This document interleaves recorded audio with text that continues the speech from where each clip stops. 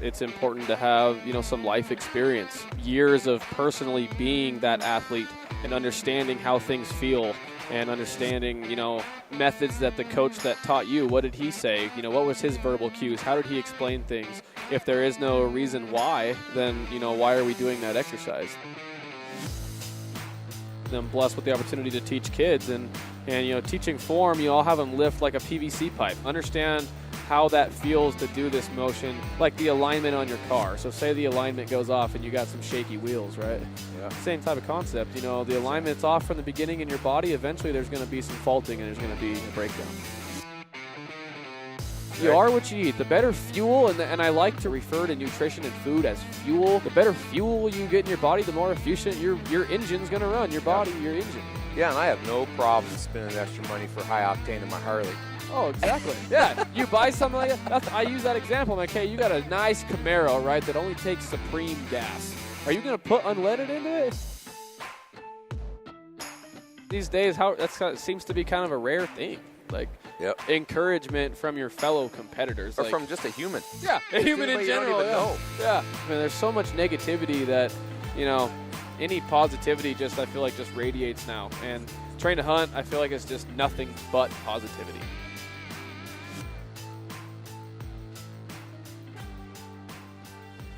Hey everybody, this is Brandon with Wilderness Attitude Podcast.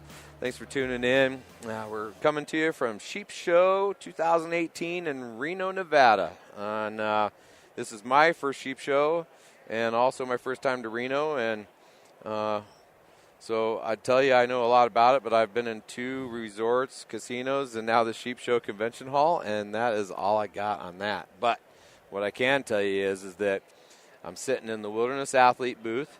And today I've got Ty Hoelzen with me. Hopefully I didn't butcher that, right? Nope, you're good. Should I have said it like Hoelzen? Like with a little more my best German accent? Nope, you're good. You nailed it. Gets butchered a lot, trust me. Well, my last name's Waddell, and so I get Waddle. Waddle. I think any butchering of your name would be cooler than Waddle. So, that's my 2 cents on that gig.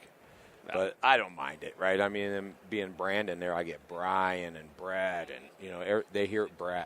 They hear tons of different things. Oh, yeah. That's why part of the reason I shortened mine to Ty. 2 letters. Can't butcher Ty too much. What did Mom originally name you? Oh, Tyler. Tyler. That's only when you're in trouble, though, right? Full name. Right. So what's your middle name then? James. Tyler James. Yep. Ooh, I bet that one comes off real easy off Mom's mouth. Oh, yeah. Too easy. So were you a troublemaker when you were a kid? No, I was not. Liar. Liar. So, Ty, just getting to know you a little bit. I mean, I'd seen you around. Obviously, I saw you through some Train to Hunt events and some things like that. And you're key right hand man in that gig, from what I've seen. Right? I mean, yeah. And but you got a lot of irons in the fire, man. We just sat here a minute ago talking about. I mean, you do stuff in the community. You got your own biz. I mean, tell us. I'm going to start counting, so I'm going to get my hands out, all right? So let's go. Let's hear it all. Let's do it. So first, personal training in a local town. Second, firefighter. Do that. Wildland in the summer times has been the gig, and now trying to go into the structure side of things, getting your EMT done. Baseball coach, varsity baseball coach for Douglas High School in my hometown. I also train Miss Nevada girls. So we do that on the side, getting them ready for Miss Nevada competitions. Business owner, I own a company called Bighorn Strength. Let's see. And then obviously, being on staff with Wilderness Athlete and Train to Hunt, helping Kenton, doing online personal training for hunters and whatnot. So, lots of different irons. Man. Thank God for the iPad and the calendar. Keeps me organized. Well, I don't think I have that many irons in my fire. And I say thank God for my wife, because she is the hub of the wheel. Yep. You don't have one of those yet, do you? Nope, I do not. They're valuable. Also a dad. You can add being a dad to that as well. Oh, yeah? Yep. There you go. I think you were at 9. Yeah, we'll call it 9. Well, we have something in common then. I have 9 kids. Wow. That's a good commonality number right there. It's a baseball team right there. You can field the whole baseball team. Dude, all I needed was a coach. I'm here. Let's do this. I'm not a baseball coach. I can tell you that right now. I was a little league pitcher for like 3 years, and I'm I don't recall ever being good at it. Nice. Well, hopefully we'll give you a couple of skills so you can get your team going there at home. That's awesome. So when the text message from Brandon Waddell comes up and I'm trying to figure out how to field my team, you'll be Johnny on the spot to answer, right? Yeah, we will. We will. So how do you prioritize that level? I mean, and you're making it to trade shows, and I know you don't make every train to hunt event, right? No. But I try, as a train to hunt standpoint, I mean, locally here in Nevada, I am born and raised in Nevada, so I try to help Kenton really get that one dialed in. This year is actually going to be one of the first years I'm going to travel more in hopes of going to New York. We're going to do a New York train to hunt this year. Right. Wisconsin, try to build that one up from what it was last year. So I have opportunity to travel more and, be more involved in the actual leadership and organizing of the events with Kenton. For the most part, in train to hunt, I've done a lot of personal training. I kind of help out with the social media every now and again, and just kind of have a close-knit relationship with Kenton, talking about ideas, talking about training, what kind of programs we can put out there that's going to benefit people, and then just draw interest. It is an online fitness market that is very competitive. So it's almost like anybody can do it, but can anybody do it well? Yeah, exactly. And what real training do they have? I mean, because I've heard that I'm just speaking from what I think I know. Yeah. But these guys, a lot of guys, they go out, they take the test, and then they say, boom, I'm a trainer. Yeah, right? I mean, exactly. They have no personal application. They don't have any foundation. They don't have any real life experience in it. They just boom, and then they just want to jump in and make the money. Yep, exactly. Right? And that's what's kind of cool about with what me and Kenton have is we're both baseball players. We've both been athletes. We've both gone through the ranks of strength and conditioning from an athletic standpoint, and like you just mentioned, I think that it's important to have some life experience, years of personally being that athlete and understanding how things feel and understanding methods that the coach that taught you, what did he say, what was his verbal cues, how did he explain things, what was his logic. A big thing that I think builds credibility is for anybody that does do training, if there is no reason why, then, why are we doing that exercise? There should always be a reason why. What does this accomplish? Why am I doing it? How do I do it correctly? It's working smarter, not harder in a sense, right? I mean, because, you see a lot of guys, they go out and they slam some weight, and it's just like, God, your form was awful. Oh, yeah. I'm glad you're happy you pulled that 600 pounds off the ground. Good for you. Yep. If that's what you were trying to accomplish, by God, you did it. But yep. You know what? In 10, 15 years, you're going to regret what you just did because you didn't even think about your form at all. Exactly. And that's one of my things as a trainer is I want to teach proper form, but I also want to have stability before I start even lifting weights. That's right. I do coach, and I get to I'm blessed with the opportunity to teach kids, and teaching form, I'll have them lift like a PVC pipe. Get the movement down, understand how that feels to do this motion, and then we can slowly start going to resistance bands, and then we can start adding weight, that type of thing. Yeah. But, you take any big guy in the gym, and you can see, getting not deep enough on squats or something. It's range of motion, and you want the athlete to move with efficiency before you start adding weight. Yeah. Because in my opinion, the weight's not what's important. The important is you're training, especially if you're a hunter or if you're an athlete, you're training to be good at the sport. And part of being good is you have to move correctly. Yeah. If you can't move correctly and there's patterns or there's hinges in the way you move, you're not going to be able to be as strong as you possibly can if the's no efficiency there. It's just like the alignment on your car. So say the alignment goes off and you got some shaky wheels, right? Yeah. Same type of concept. The alignment's off from the beginning in your body. Eventually there's going to be some faulting and there's going to be a breakdown. Yeah, that's been one of the biggest things for me in my quest to get back at it is, I incorporate a lot of different things. You're stretching and a chiropractor and even, simple yoga. But when I first started getting my life back after meeting Chris Denham and doing some 28-day challenges, dropping 35 pounds was my first objective because I wanted to lose some weight because I just didn't feel like I could start correctly without being in lighter form and with a straight body and health, and I guess maybe it was a little bit mental for me that I didn't want to start doing all this stuff with a bunch of excess weight and excess movement. My gut's shaking all over the place and my man boobs bouncing around. I didn't want nobody to see me that way, man. So I was just, But I'm super fortunate that my son-in-law, who married my oldest daughter, has his own gym, and he brought me in. And just like you're describing, I was so frustrated when he'd be like, okay, this is what we're going to do.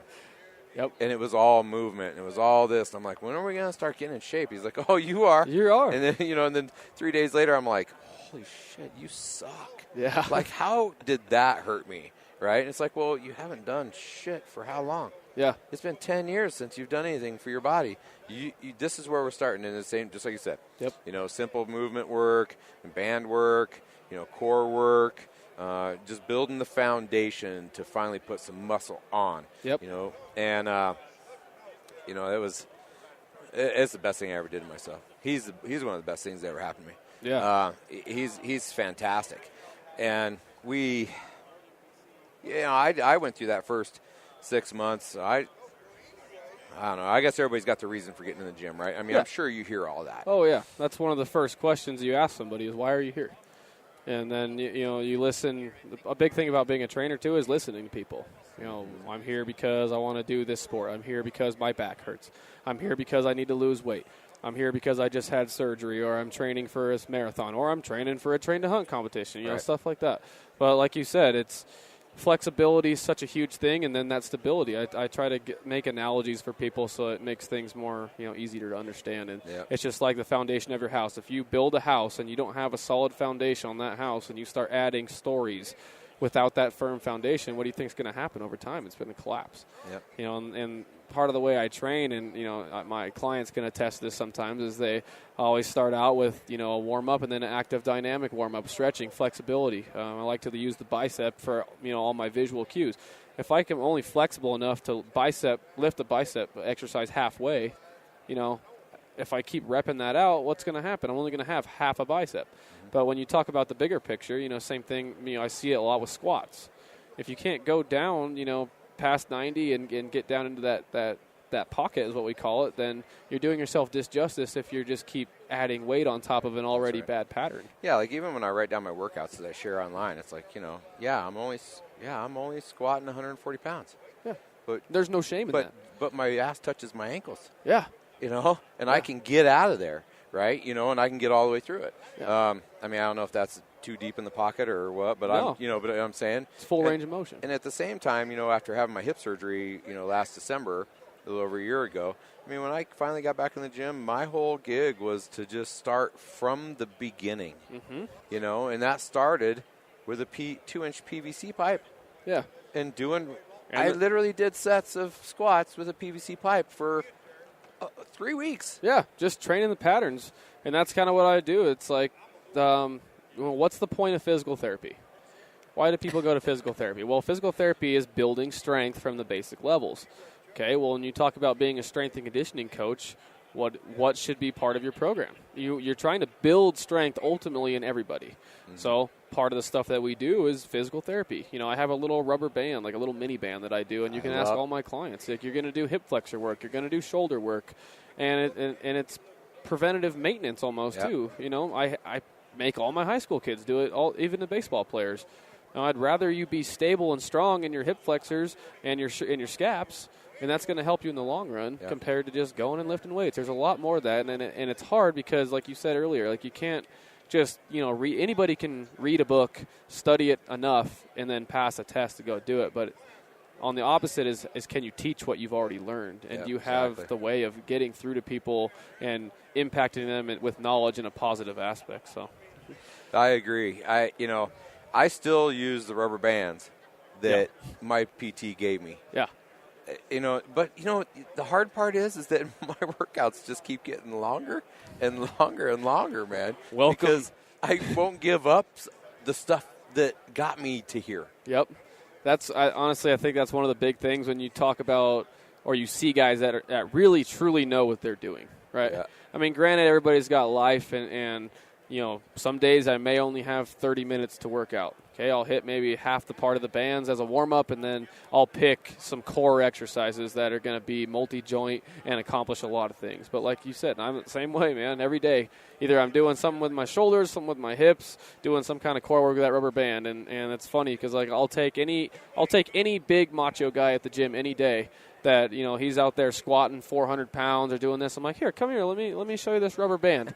And let's see if I can, you know, show you something and you can experience a different type of muscular burn. Well, you know? even my son-in-law, I mean, he's a little bit of beefcake, but even his partner in the gym, Aaron, he is a mega beefcake, dude. Like, I mean, he is a freaking huge human being. Yeah. But you know what? The cool thing is that when I'm doing work with my brute force sandbag and going over my boxes and I'm doing all this shit, he walks up to me and pats me on the back, and he is the first one to tell you, dude, you're killing it, man. I couldn't do that. Yep. He'll be the first one to tell you he can't even touch his toes. Yep. You know, and I'm always giving him a hard time. I'm like, y'all need to take a break, man. And they were talking about doing that in January, that they were not going to lift any steel. They were going to get on the floor. They were going to do their band work. They were going to work on the Bosu ball. They were going to do all these things. Yeah. They can't give up the weight, man. It's an addiction. It is an addiction, and there is some pride and some ego involved in that. Absolutely. And it's kind of funny because we were just talking about this amongst the train to hunt coaches. We're developing a new program called the Mountain Training System, and it's, you know, a program designed strictly for like sheep hunters or high altitude. And honestly, it can be used for any hunt. But us strength coaches, we were just talking about how we love our meat and potatoes. We love those core powerlifting barbell movements that we do on a weekly basis with pride and dedication. And, you know, part of this, the first couple weeks of this new program, there's none of that. It's a lot of step-ups. It's a lot of endurance. It's a lot of, we are talking about muscular exertion without having to just burn it out by lifting something heavy. Right. You know, we're reaching peaks. Man, I was doing man builders today in the gym with 25-pound barbells, and I was flat kicking my own ass because I was, you know, I built them into doing the rows too and doing the whole. I don't know if that's actually part of the man builder, doing the row. Yeah, absolutely. So I was doing the rows, doing the whole thing. You know, I was like, okay, I got to 15, and I was doing 4 sets of this stuff, and I got to the 4th one, and I was like slow mo, man. I was like, no. Yep. I was like, holy crap! You never thought that 25-pound barbells could damage your soul. Yeah. Nope, I agree. And it's funny because this sheep show last year, I was with Jesse Polson in the Atlantis gym over here, and guess what we were doing?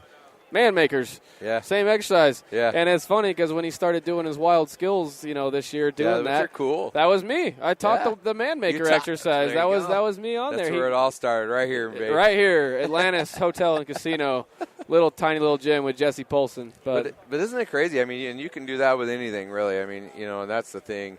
I can't get enough of that crossover work with the barbells, and I really do think that in the end, I mean, I've done a bunch of strength training, doing a bunch of that stuff, but you know what? In the end, for me to make it to train to hunt in Tucson this year, it is all about embracing those 25-pound barbells, or maybe some, 30s, 35s would be killer, but you know, that 60-pound sandbag and that 24-inch box, and me are going to have a lot of threesomes here in the next 3 months, man. That's right. That is the staple mark of train to hunt is the step up, right? Yep. That's what it is. And that 50-pound bag. And that sandbag. That sandbag. And it's so easy to get. You can just, we have the online, whatever, the Seal, I don't know what the brand exactly is, or go down to Cabela's, and they're even, they're designed for water, but we throw sand in it, and we use it as our tool. You know, I had one in the back of my Jeep for months.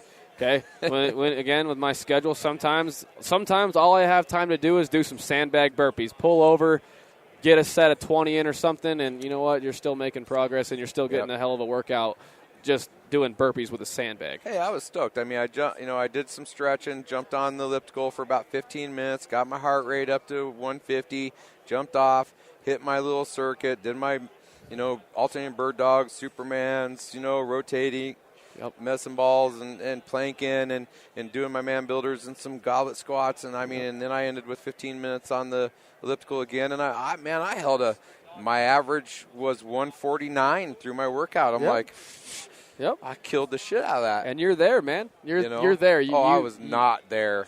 But I'm talking educationally, you're there. You know exactly what you're doing. You went in there with a purpose. You got some core work done. You got some stability stuff done. Yep. Most guys, especially traveling, go into a hotel gym, and they're just kind of like freelancing. It's like, oh, I'm going to pick this up. I'm going to curl that. Yeah, there was a few of those in there today. Like some guys got on the elliptical, and then he came over, and I watched this guy do one set of try pull downs, and I think he did 10, and then he walked around the machine, and then he did some I don't know, he did 3 or 4 things over there, and I think he did 10 of each thing he did, and then he was out. Yeah, it kind of just cracks me up. It's like, all right, well, I mean, I'll give you credit again, and you're here. Hey, you were there. You're doing something on vacation, but I wish I don't come off this way, but I wish I could just sit and educate everybody. Like, hey, man, I see what you're doing. Can you tell me why you're doing that? Okay, if not, maybe let's try this. But I can't do that to everybody, and a lot of people don't want to listen. Not approachable. Yeah, nobody really wants to listen, and there are guys that. If you're an older gentleman that's been doing the same routine for the last 20 years, that's what they want to do. Here's a prime example. My father, he's 80 years old, okay? We go to the gym when I'm down there on Thanksgiving. He rolls in, and he walks over, and he does his curls, right? Nice. And then he walks over, and he does some push-ups. Yep. And then he does some sit-ups. And then, he'll do a few pull-ups. Yep. I mean, he is textbook Marine, but you know what? But then he went over and he goes to one of them curl machines, right? And he's over there and he's at 35 pounds and he's getting it on, man. He's trying. I'm like, Dad, look, man, you don't need to do 35 pounds. It'd be better if you did 10 pounds and did more reps. Yeah. If you could get a better range of motion and better flexibility, I mean, I told him, I said, the best thing you could do right now is you do your push-ups. You do your sit-ups. Yep. You touch your toes. Yep. You do all this stuff. Because he tells me the day you can't tie your own shoes is the day you should just bury yourself. Because at that point, people are doing shit for you. Yep. Right? But I tell him all the time, I'm like, I told him, I said, the best thing you could do would be to come in here and get in a yoga class, bro. Yeah. I mean, because you don't need to be kicking your own ass at 80 years old. Yeah. You just need to stay flexible. Yeah, you're not coming in the muscle gym. Tone, right? You're not coming in the gym flexing at 80 years old. You're just trying to feel good, Dude, right? He walks up to me all the time and gives me a flex and says, come on, touch it. Yeah. Touch it. That's awesome, though. I love those guys. I live in a small town. I got 2 guys that sit on the couch every day, Norm and Don coming in. Don's got his yoga pad, and I kind of bust him a little bit. I'm like, Don, I can't nap here today, bud. But same thing. You see his routine. He does his machines. He'll go in our functional room and kind of look like he's taking a nap, but he's stretching. But that's his routine. That's Don, and it's awesome. I like that, though. I wish I'm that guy when I'm 85 years old, that I'm still at the gym every single day. Yep. I don't care if I have stubborn and I got a routine. At least I'm still going to the gym every day at 85. That is a fact. Oh. Well, man, tell me, I'm really curious. I mean, because I'm a total train to hunt guy. I mean, I embody that, and it's one of the coolest things that ever happened to me. I mean, my listeners have heard my story. I went to Tucson. I found myself in the backwoods, bad situation, decided I needed to make a change, met Chris, got into some wilderness athlete, lost some weight, got in the gym because I wanted to just be a better hunter because my mind wants to go places, but my body couldn't do it. Exactly. And so I realized I had to make changes. So then I made some changes. I made it through hunting season, best hunting season I ever had. And then I hear this train to hunt thing. I start checking into it, and I'm thinking, okay, I want to go do that because if I can finish it.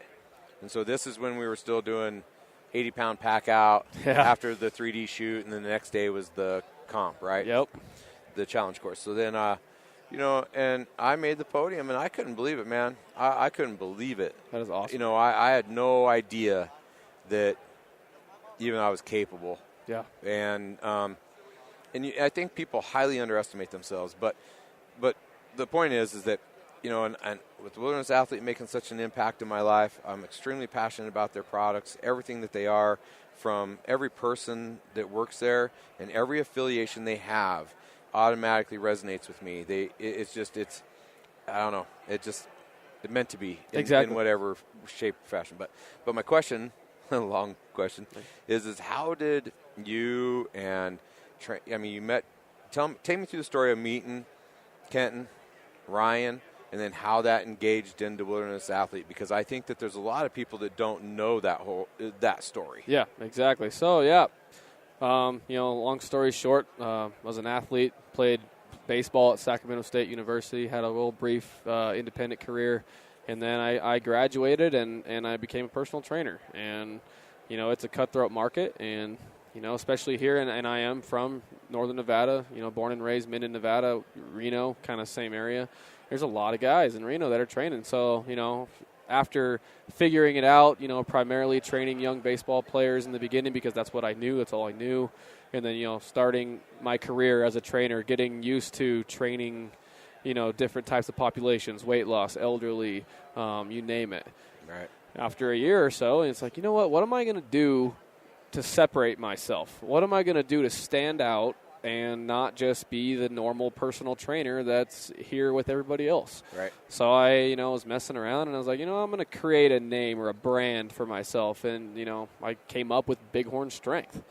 It's, Nevada Bighorn Sheep Company. My brother is a Bighorn Sheep guide here in Nevada, and it's just kind of something I've always been passionate about. And, it's got the ram horns and everything. I'm like, all right, I'm going to create something. I found a cool font, made a logo for myself, made it on a hat, and put it out there. And I said, Bighorn Strength. I'm going to start building a program to benefit hunters. I already got baseball, that I do with the kids. Stuff, but yeah. I mean, hunting's a sport in a sense, yeah. right? But well, and this is something, a trend. This is awesome, by the way. Like, when you're an athlete and you do just baseball for so long, or you do just football for so long, and then that day is eventually going to end for everybody, right? Like, your days of being a competitive athlete, those are going to end. And after that, you start looking like, okay, well, what am I going to be passionate about now? What else in life can I dedicate to? And it's, especially here in Nevada, is hunting. Okay? Yeah. So that made perfect sense for me. I'm like, what? I've been an athlete. Well, I'm going to target hunting. I have a passion for doing that. So anyway, long story short, I got into that. Okay, so I'm Bighorn Strength, and I have a friend of mine. She owned a clothing company, and she's like, oh, well, you train hunters? She's like, have you ever heard of Train to Hunt? And I'm like, no, what's that? What's Train to Hunt? So I go online, and I Google up Train to Hunt, and I look, I'm like, oh, okay, this is a thing. And when was this? Other people, when was this? This is 2000. This is 2015, I believe. Okay. Yeah, 2015, 2016 maybe. So I go home and I Google it, and I'm like, wow, this is a thing. There's other people out here that is designing a fitness industry, a company that wants to train hunters. I'm like, oh, crap, okay, I got competition. I don't even know. Wow, I really thought I was. Yeah, and then, ironically, and I'm the same way as you kind of mentioned, I believe that it's just meant to be. Everything happens for a reason, and, sure enough, Train to Hunt Nevada is only like a month away from the time that they say, have you heard from Train to Hunt? Oh, by the way, they're coming to Reno, and they're doing a competition. And like I'd mentioned to you earlier, I've predominantly been a rifle hunter as I was a kid, and I got to do a little bit of hunting in my youth, and then when I was in college and being such a competitive athlete, I didn't really get to hunt that much, so it's kind of off, and I just never even thought about picking up a bow. So they're like, oh, by the way, you're going to need a bow to compete in this competition. It's just a minor part of it. Yeah, and they're like, you show up. Just show up, check it out, see what you think. So I show up, no bow. And I remember it was at the Cabela's here in Reno. There was a little pre-party deal. I'm by myself, don't know anybody there, and I'm like looking. I'm like, oh, where's Kenton at? I heard Kenton's the owner. I want to talk to Kenton. And, he was late. It was snowing, so him and Jesse got caught up in the snow coming down from Tahoe. Course up, right, or something? Yeah, so I'm just waiting. And then Kenton and Jesse show up, and I start talking to Kenton, and, we just relate right off the bat, just kind of like what me and you just related. Baseball guy. Talking about our style of training, we actually knew this. We read the same books. Mark Vestegen is a guy that wrote books, Core Performance, that type of thing. Right. And just hit it off. And he's like, you know what? I've been looking for guys just like you. And like I told you earlier, it was like 15 minutes of talking to Kenton, exchange business cards, and after that, I do that. Game on. Same thing. Wilderness athletes passing out supplements at that same dinner or banquet, little pre-party thing. And a guy named Josh Lynch works for us with WA, and he's more on the working athlete side of things now. But he's like, and I approach him like, hey, what does it take to get involved with wilderness athlete? I really like this product, and by looking at the ingredients, it sounds awesome, very lean, very clean. And again, being an athlete, being a trainer, I've taken some stuff. Like I've tried all these miracle pre-workouts. Well, that's your job. Yeah, and I'm look at me. I'm not a very big guy. I'm like, how do I gain weight? Like, how do I look muscular like all these other guys? It's just, and it takes a while to figure out that it's not all. Oh, my God, speak of the devil. Yeah, speak of the devil. There he is. But it's not all about what you like the protein you got to have. Like you want Yeah. to put quality things in your body, and now that I've been a part of the Wilderness Athlete family and been consistently taking their products for over 2.5, 3 years now, Same, yeah. it's just no-brainer. It's proof. It's how you feel. It's how your body reacts. And for the first time in my almost whole life, really, by combining all of Wilderness Athlete's products, I've been able to gain weight. I've been able to have a healthy gain of muscle and all that stuff. Right. So that was a no-brainer for me. Personal experience, how that makes me feel, how it affects my life, and then I can take that product, become a firm believer in it, and then market it to other people. You're preaching to the choir because Yeah. mean I've been pushing the exact same verbiage to everybody through my podcast. I mean anywhere, it doesn't matter, even in our local gym. Yeah. I mean they're always. I mean that's how my name came about.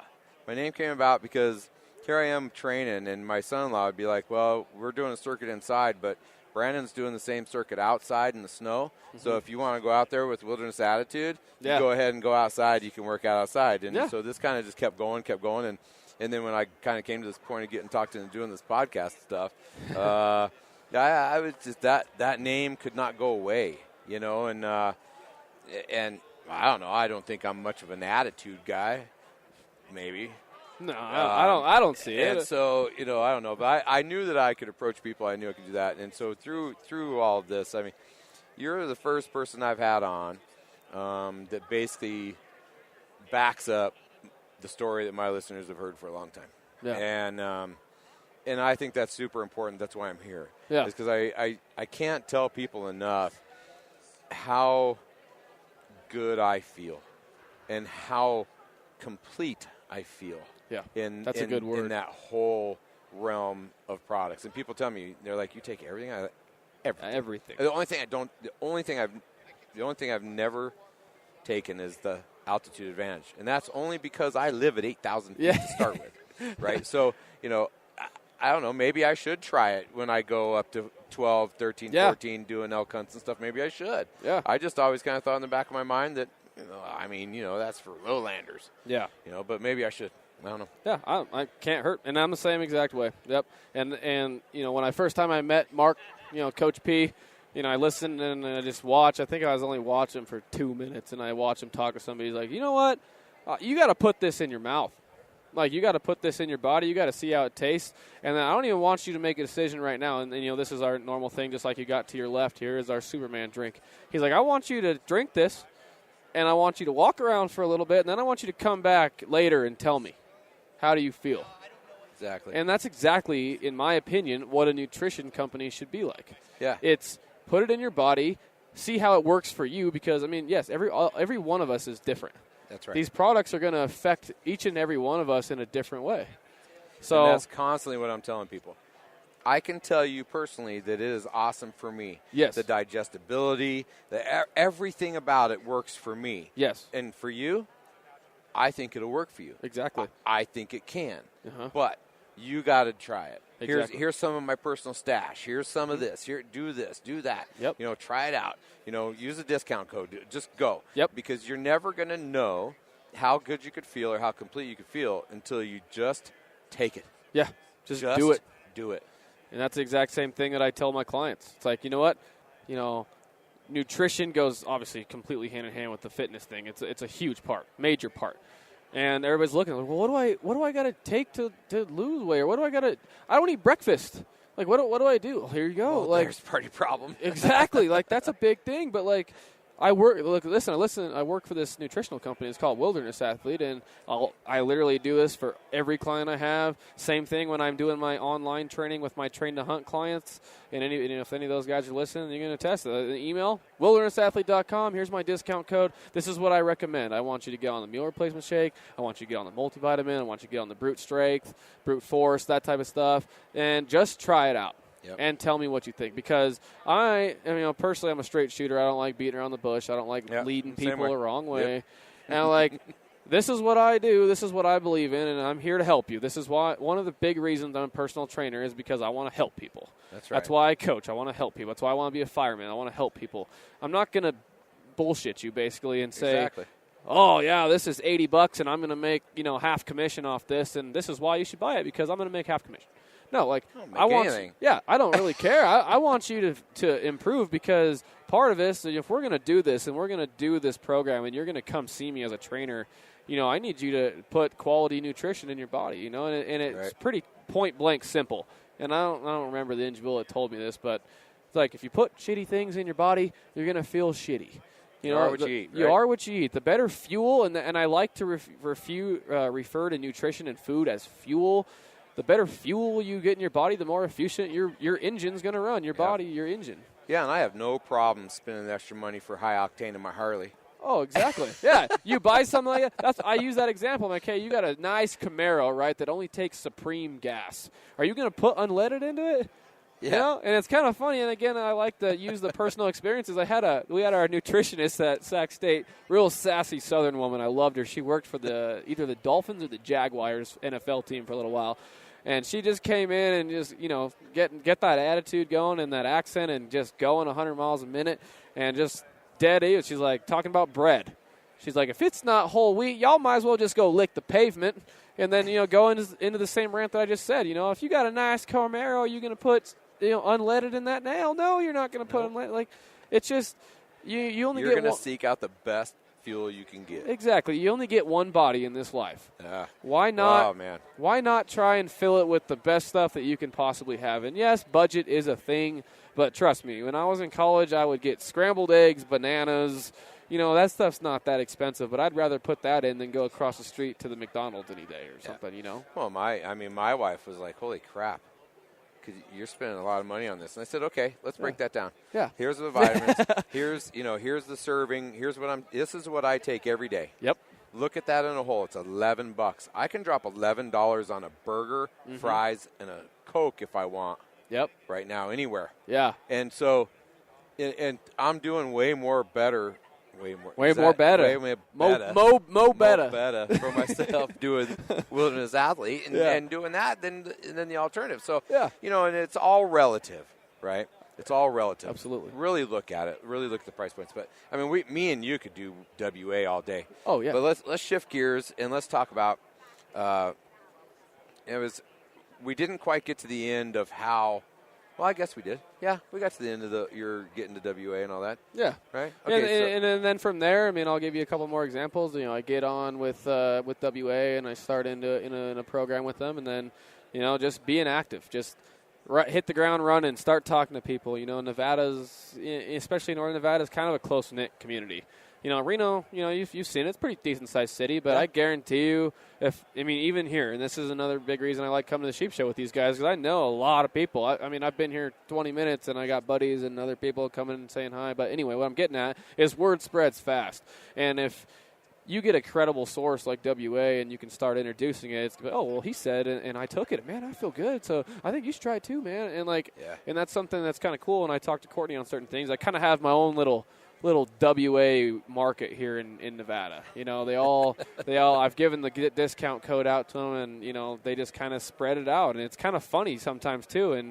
And we got cool apparel and everything, and I'll just be walking down the street, like, oh, WA hat right there. That's cool. Where did that come from? Right. Wonder how Isn't that connection cool? got made up. But yeah, and then just led to trade shows. Last year did Sheep Show. Last year went to Salt Lake City with those guys. Did Western Hunter, and I'll be here and at Western Hunter again this year. So. It's just kind of cool, and it's something I really look forward to now is coming and talking to people and making connect. And these trade shows are so cool. You meet so many people. It is. It's insane. I just went to ATA for my first time last week, and it was a little bit mind-blowing the amount of people. When I got home and I had a stack of business cards, and I'm trying to put the face to the name and make sure I send the emails to the right people and the right conversations. And all it was extremely overwhelming. And then but everybody, super cool, right? Yeah, everybody lives different places. Everybody does different things. Everybody hunts different areas. You just got all these connections everywhere. Right. And it was really funny as I was just in Indianapolis myself a week before ATA, and that's on the list. Maybe hopefully future years go to ATA and check that out. But I was in National Baseball Coaching Convention, same exact convention center, and the day the ABCA was tearing down, all the ATA stuff is coming in. And I'm just kind of laughing. I'm like, oh, that's dude, that's funny. a machine, that deal, dude. Like, I mean, those guys are incredible. When they tore down in there, we left. We were waiting for some stuff to come out for HHA Sports, who I went there with, and I couldn't believe it's like tearing down a city in 4 hours. Yeah. It's extremely impressive. And they got a system. Oh, yeah. They put a time lapse up, I think, of them setting up the ABCA. And I'm like, holy crap, man. Like, good for you guys. Like, everybody was like a fine-tuned machine. Everybody was not running into each other, and same thing, massive, big booths. I was telling my wife, I don't think I've ever seen more skyjacks and forklifts in one place in my life, and I mean in moving in organized chaos. Yeah. Orchestra, Yeah, it was awesome. Synchronized. It was insane. That's cool. So let's get back to a little bit more of Ty. So all right. Who got you into the wilderness, man? Wilderness. That's, my dad and my brother. I would say primarily my brother. I have an older brother. His name's Justin, and he's been hunting, as long as I can remember because he's older than I am. So, right. I started getting in slowly with him and my dad. A couple duck hunt here, a couple duck hunt there.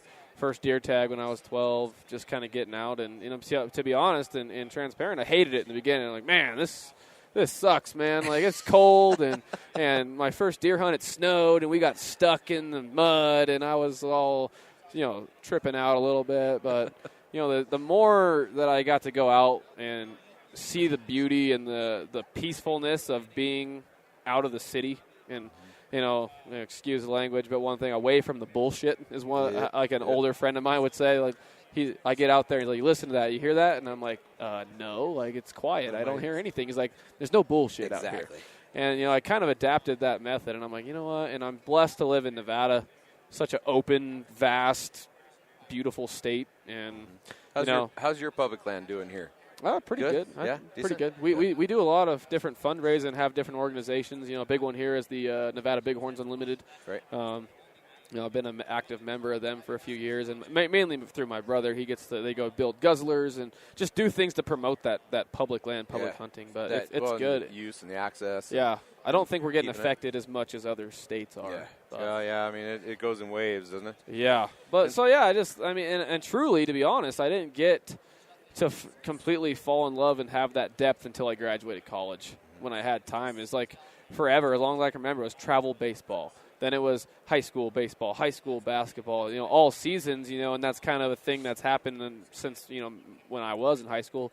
Kids are playing all year round. It's like, well, I want to make time to go hunting, but, I also don't want to not make the basketball team, so I guess I'm going to go to this basketball tournament. But anyway, after I graduated, and I just made it a point to just go out with my brothers. Get back outside. Yeah, see things, and since then it's just game over, and I try to get out and hunt as much as I can. It's kind of a cool thing in our family is whoever gets a tag here in Nevada, we all go. That's cool. Specifically with my brother's side of the family, He draws a tag. I don't get a tag. Well, I'm going elk hunting or I'm going antelope hunting. It's the way it should be. Some of your bros, right? I mean, you're going to go support them because, then when you call them, they're going to come support you. And it's, and there's something you can learn no matter whether you're hunting or not. You got plenty to learn out there, man. Yeah, or a new area to see, especially in Nevada. This state is huge, man. You can't. It's a goal to go to every mountain range in the state, but are you ever going to really do that? No. It's so big. It's like trying to hit every 14er, really, in Colorado. I mean, it's more than achievable, don't get me wrong. Yeah. But you're going to have to plan that shit out. Oh, yeah. You're going to have to make it happen. Yeah, exactly. And it's awesome. And this is cool for me. I wish I would have got more experience at a younger age because, like you said, every year, if you're putting in for different areas or a buddy that has a tag in a different area and you go out and explore that area, you gain that knowledge. But literally, it's a slow process. Yeah. Every year you may go to 1-2 different places and you learn that area. But I mean, I've only been hunting about 7 or 8 years, and so I'm way behind, dude. I'm going to be like 80 before I get a moose in Colorado or something. I mean, because of the way our point systems work in Colorado, I have no idea when.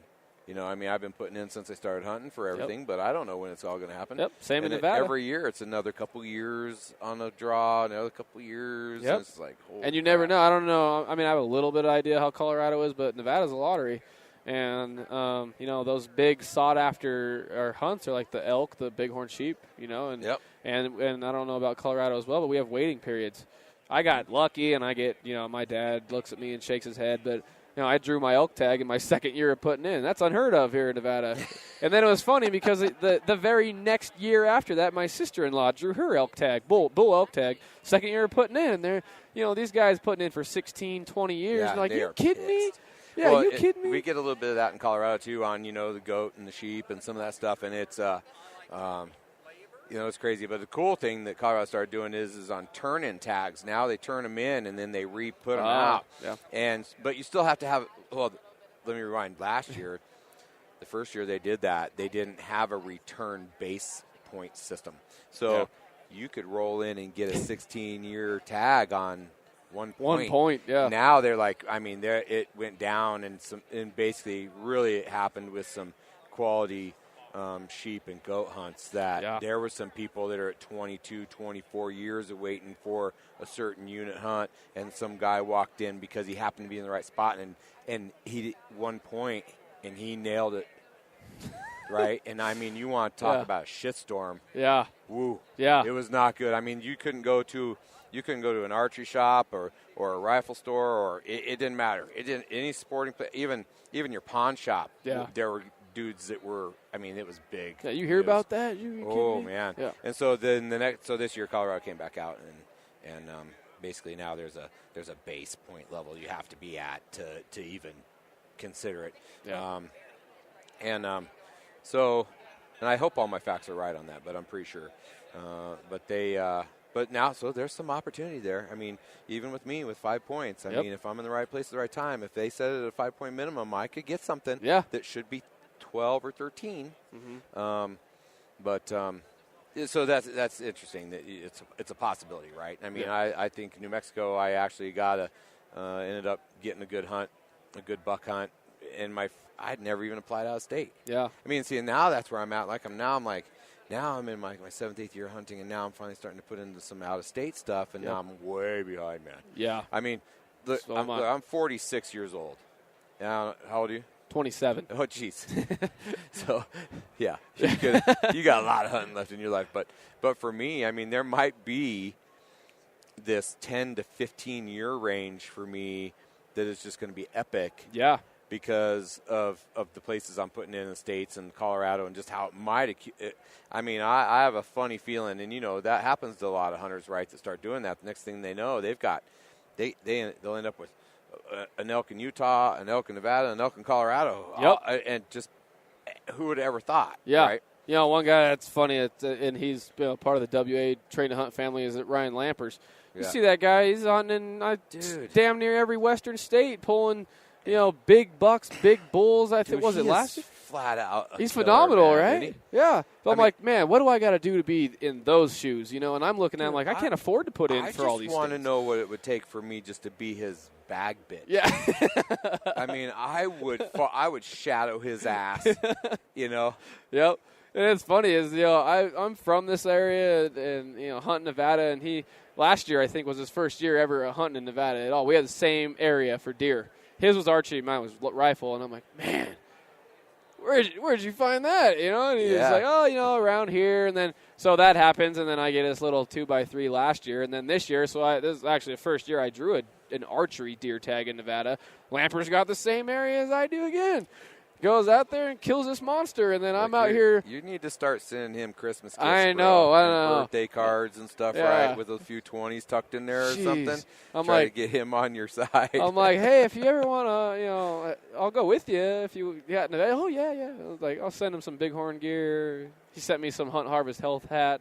He's a good dude. He is a I wish. I would love to just sit and talk to that guy for a couple hours and pick his brain. Guys like that, and I think the longer he's you just a quiet dude, man. He's one of those quiet hunters, right? He's not all Hollywood. He's not all anything, man. He's just he is the core quiet hunter that just goes and is just a flat killer. Yeah, he's the natural instinct badass of all the hunting community. And you're right. You sit and talk to the guy, almost got to lean in a little bit because he's so soft spoken But no, I love that guy, and he's a good dude, and I like what he's doing with Hunt, Harvest, and Health and his podcast. Yeah, I dig it. They're very smart, intelligent people, him and his wife both. So absolutely, good people. His wife she's super smart, man. Oh yeah, super smart. Yeah, but he's I'm sure she's the brains of the game, and he's the brawn, right? He provides and just kills all these things and puts food on the table, and she's she's the brains. I mean, he's definitely a definition of a man. Oh, yeah. Through and through, right? Yeah. Hardcore. He is a hard ass for sure. So what's your favorite animal to hunt? My favorite animal to hunt so far is elk. I love elk. I think they're phenomenal creatures, and, I just enjoy, being in the country that they live in and just being around them. And, and this is something that I'm sure if you ask me this question after I get a sheep tag, I'm going to say the opposite. It just kind of seems to be the trend, especially here in Nevada. Or, I mean, you can talk to Kenton and Ryan when they get to do more exotic sheep stuff. But there's something about sheep, man. There's something about sheep hunting. Everybody tells me that once you go sheep, you don't go back. Yep, and I agree. And I see. I wish so bad to get my sheep tag here in Nevada. But how long you got? I think I got like 5 or 6 bonus points right now, so who knows? Who knows how long I got? I hope soon. Could be tomorrow. Could be 20 years. Could be this year. I don't know. I hope this year. Yeah, right. But man, isn't that something you would love to tackle before you're, say, whatever age? You know what I mean? I mean, it doesn't get any easier. I mean, let's be honest. The older you get, it doesn't get any easier. It doesn't. But so, there's times I'm on the mountain, dude, where I'm like, I could have started this whole journey years when I was ago. 28, right? Not 40, you know. But what's cool in hearing stories like yourself is that it's never too late. Yeah, I don't care if you're 51 or if you're 18. It's never too late. And I was going to say this earlier when you mentioned that Train to Hunt Wilderness Athlete has changed your life, because honestly, man, those stories are so cool to hear that we can just create something like Train to Hunt and give a program that, and there's guys out there, that I've met personally that once they tried Train to Hunt for the first time, and then, man. How about Bruce? I mean, he pushed for his own new category this year, right? Yeah. And, he's just a freak of nature, too. Awesome. He's like Ryan. There's certain people, dude, that I've met through Train to Hunt that have convinced me that there's aliens on this planet. I would totally agree. Saying. You got guys like a Trevor Niestrath that's right? Holy crap. And, what's the older guy? I'm drawing a blank right now. He was in Reno last year, and when you look at him, he doesn't look like anything phenomenal, and then he just doesn't have a stop button. Just takes off, and I'm drawing a blank on the name. It's that old man strength. It's that grind point. It's even like Chris, right? Yeah. Them. I mean, you just watch him. I mean, there's nothing super explosive there. There's nothing super over the top. But I'll tell you what, man, you better be moving because he's coming. He's going to leave you in the dust. If you take off running too soon, too early. Yep. Chris is biting at your heels in a little while. Yep. Another guy that comes to mind that I like to share stories with, new clients to Train to Hunt is Scott Carr. You look at that guy and you see the weight that he was at when he started, doing all this stuff, and then he's just an absolute animal. Mm-hmm. And it starts with Scott, and then it radiates down to his family. You see his wife getting involved doing stuff. That's what's awesome. I mean, you're here again, benefiting people. Yeah, but this is a talk that me and Kenton have had in the past, or other people we've talked is, this obstacle course racing scene. Spartan race, Tough Mudder. You got the Train to Hunt. There's other races that I don't even know the name of. Even that new competition here at the Sheep Show, man, that's turned into a legit gig, bro. Yeah. I mean, these are some beasts. But this gives people a reason, a why to like what. So take an average guy that maybe never wants to go to the gym, but he likes to hunt, and he's going to do a Train to Hunt. And then like everybody else, like yourself, does a Train to Hunt. Boom, I'm addicted. This is life. And I'm 57 years old, and I've lost 50 pounds, and I'm in the best shape of my life right now just because of Train to Hunt. Right. And that, I talked to Ken about that. Like, these obstacle course races are cool, in my opinion. I mean, you look at the Spartan scene, and that's another conversation we've had, is those guys are crazy. Yeah. Like, I'm going to do 19 Spartan races this year. And I'm like, what? 19 Spartan races? Well, and there's all the levels, too. Yeah. So then they start spitting out all these levels they're going to do and all the different ones. And they're like, I'm just like. There's a woman in my hometown that's a teacher at the high school that I coach at. She's just an animal. And I joke with her. I'm like, so, what you got this weekend? Spartan race Minnesota or something, And she's like, yeah, I just registered for 21 next season. I'm like, 21 Spartan races? Like, what if we can do that for train to hunt guys? That'd be awesome. Yeah, we all have that dream, right? I Train to hunt know. in every state, train to hunt. Yeah, I mean, Everywhere. just like this global domination. Screw it. Let's go in the countries. How do we get? I know we've had this talk, but how do we get into Canada? Train to hunt Canada. We've had interest up there. What does it take to do it? But same thing. Like feet on the ground. That people is that want to do it. Yeah, so cool that you can just make an obstacle race. That's something you do as a kid, right? Like, you got to do this and hop over this and carry. And then now you got people completely changing their lives for the better and dedicating and adapting a routine that they can follow on a daily basis. Yeah, it's amazing to watch it happen. And I mean, and I'm proof of it all. And I can't get enough of it. Yeah, and this is the first time I've ever met you in person, and I love it. I love hearing this. And there's so many more out there. Oh yeah. And I want to find them. Yeah, I me too. want to find them. If you're out there and you're a trained to hunt guy that's changed your life, wilderness athlete, I don't care if in any way, shape, or form. If it's changed your life for the better, just throw us some emails, man.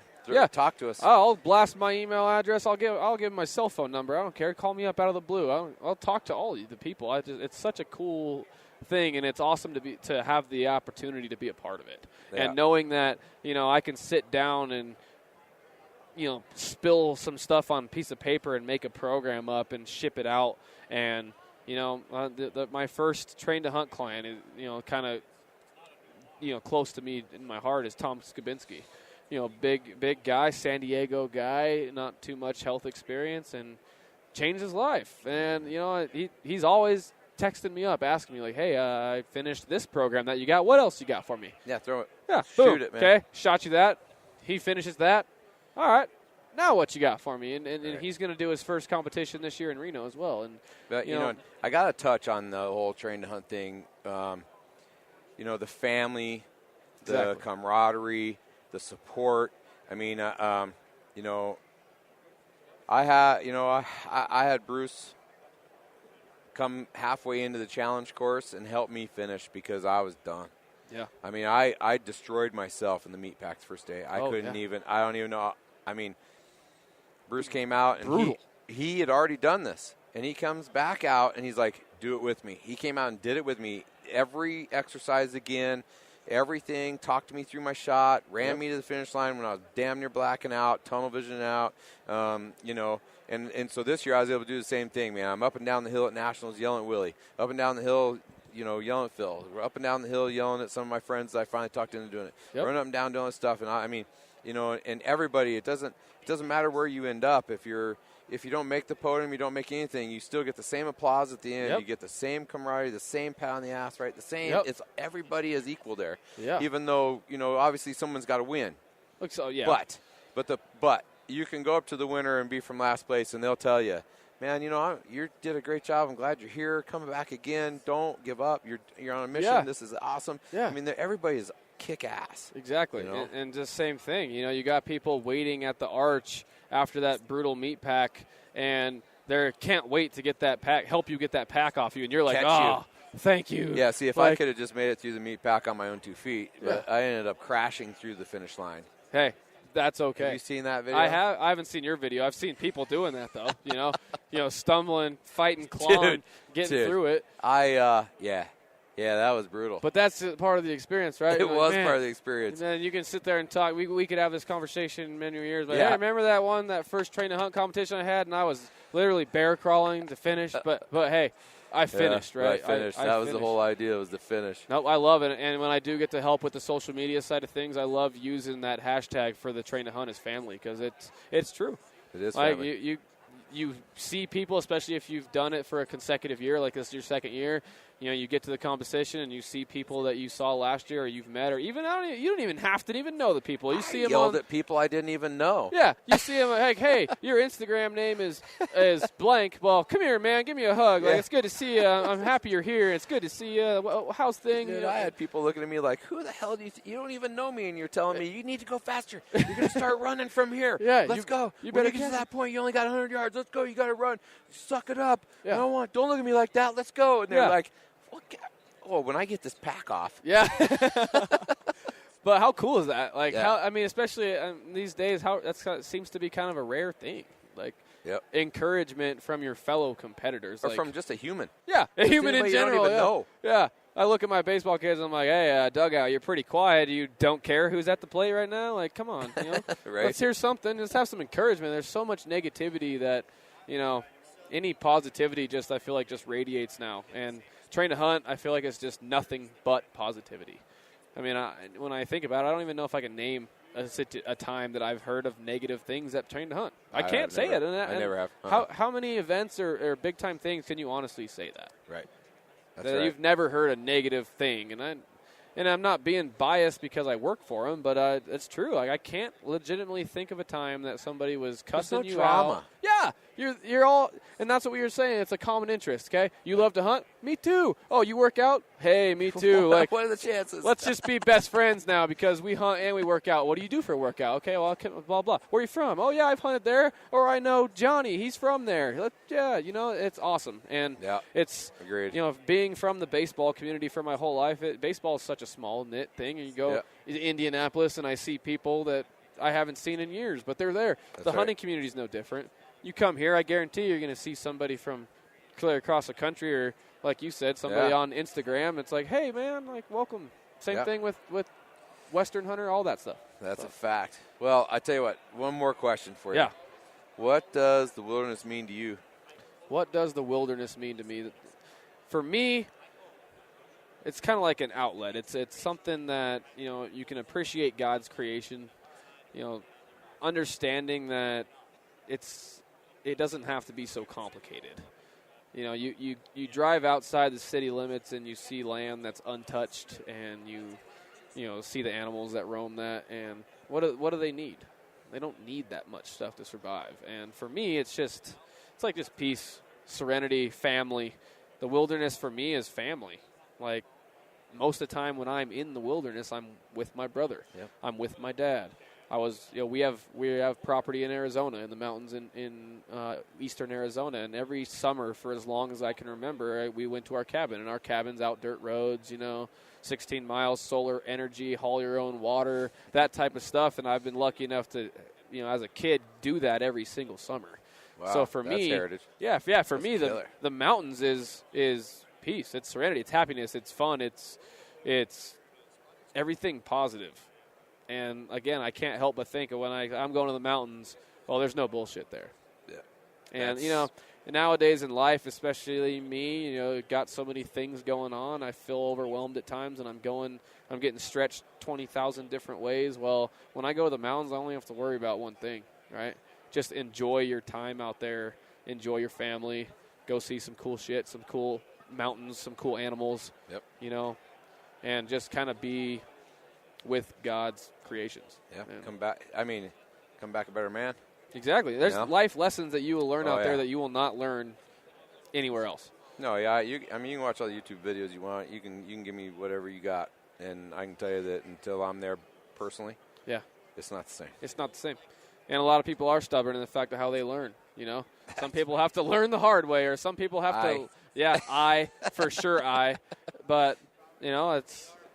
I have a daughter, and she's going to be 4 this year, and those are the things that I would love to instill in her, and, having and more. You'll have that opportunity. Yep, and having more kids in the future, that to me means more than anything really else. Like, the time that you can spend out with your family, and those are the times I don't forget. And, nowadays you got your iPhone, and, when you're bored or whatever and you start scrolling through pictures, well, if you look on my phone, you got all this training stuff, blah, blah, but then you got a ton of pictures of sunrises and sunsets and family silly photos, or, scope pictures of this big buck that you scoped up in 2014 that you just can't seem to ever delete, even if you have 20 of the same picture. He's still alive, I swear. Yeah, but that stuff to me is more important, and that's what the wilderness is to me. You nailed it. That's the bottom line of it all, man.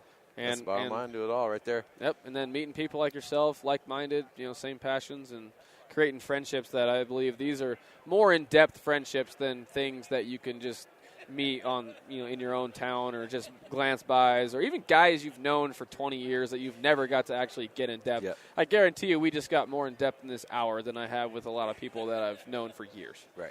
Yeah. Well, that's the idea of the podcast. The idea of the podcast is to open up, show some honesty, some transparency, be Yep. yourself, share some lessons, talk about whatever, Yeah. right? As long as they're one of my listeners, I promise you, learned something from this. And if there's one out there that learned anything from this, if it helps them, shapes them, defines them later, whatever, I don't care. But if we helped one person today, Yep. then our time was well spent. Absolutely. And like I said, there's a screen later or something that I have to put my contact information on. By all means, if you want to reach out, well, talk to me. This is your opportunity. Tell people how they can find you. You can find me at traintohunt.com. Obviously, all the training programs are out there. My contact information's on the site. Wilderness athlete here at the booth at Sheep Show. So if you listen and you're in the Reno area, feel free to come down to the Sheep Show. I'll be here a couple more minutes today and then all day Friday, Saturday. Anytime, mainly Train to Hunt, you'll get my cell phone number. You'll get my email address on there. First off, give Train to Hunt a look. Check out our programs, and I'm more than willing to have free consultations with people and just talk, because that's the biggest part about getting this process started. And you can be an attestant is I need to have some kind of baseline information to really push me over the edge to make the decision that I'm gonna, this sounds like this is for me, and I'm gonna give it a shot. And same thing with WA. We pass out samples at these shows, and if anything, if it's not WA, put it in your mouth. Right? Try it out. See how any supplements I'm saying, put it in your mouth. See how it feels for you. Okay? And if it works, then it works. But I can guarantee you that if you put Wilderness Athlete stuff in your body and you really are in tune with your body and feel it, you're going to see the benefits. Absolutely, they will. So. Well, I can tell you what, ladies and gentlemen, the only thing we needed Energizer batteries for is maybe for our equipment, because there was no lack of energy in this for you. So we really hope you enjoyed it. And coming at you once again from the Sheep Show 2018 in Reno, Nevada. Hey, one thing, listeners, we really want you to hit your wild goals 2018, hashtag wild goals 2018. Any goal you have for this year, and we're not using resolutions around here, we're using goals, man. We want to meet goals. We want to help you with that. So they got some killer stuff they're giving away. Yeah, man. absolutely. And so every post that you put up with that hashtag is going to earn you an entry into winning some cool stuff. And of course, they are responding. They just threw some stuff on the journal yesterday, maybe the day before, even trying to outline for a guy how he could reach his goal. Yeah. He threw something out there, put himself out there, and they, in turn, just reached out to him and said, look, here's the gig. Yep. Here's how you can reach that goal, and we can help you do that. Give us a call. We're going to help you. Yep. And great people, great products, great community. And we thank you for tuning in. Go give us a review. Go give us a 1-star, 5-star, something. We just want to hear from you. If you like this, let us know, man. And we surely enjoyed having you listening. Take care.